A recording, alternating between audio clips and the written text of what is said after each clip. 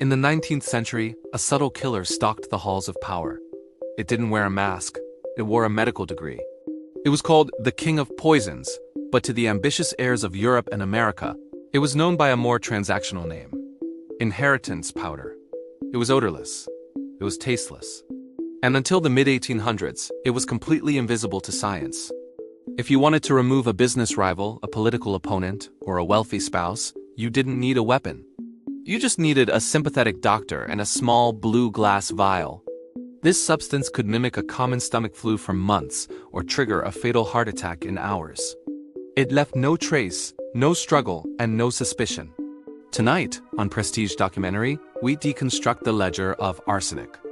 We are stepping into the shadows of the 19th century apothecary to uncover the horrifying paradox of medicine, its most elegant solution, which also happened to be its most effective executioner. Welcome to a deep dive into the chemical ghost that built and destroyed empires. You are watching Prestige Documentary. From the secret boardrooms of history to the forgotten archives of medical science, we investigate the dark intersection of wealth, power, and human psychology.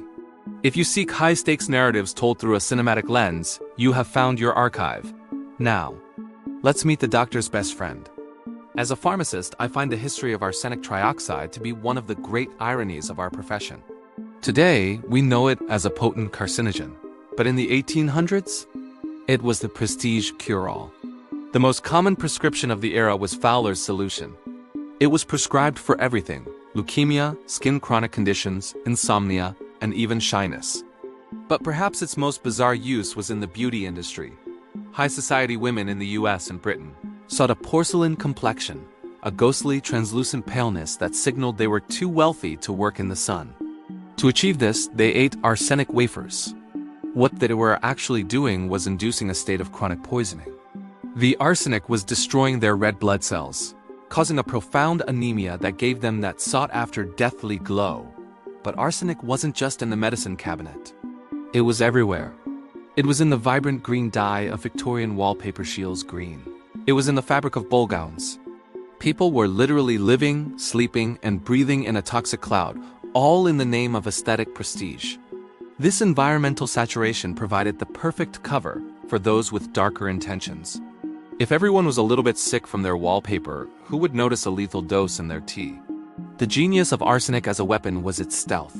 Because doctors were already prescribing it as a tonic, the presence of arsenic in a corpse wasn't necessarily a smoking gun. This created a shadow market for murder. In the mid-1800s, a series of high-profile cases shocked the world. In the US, the arsenic century saw a rise in domestic poisonings that defied the police. The symptoms of arsenic poisoning, vomiting, abdominal pain, and collapse were identical to cholera, which was rampant at the time. Ambitious heirs realized that a natural death could be engineered for the price of a few pennies at the local chemist. This is the prestige mystery. We will never truly know how many fortunes were inherited, or how many political rivals were silenced by an unlisted, unregistered dose of inheritance powder. Arsenic became the ultimate silent auditor.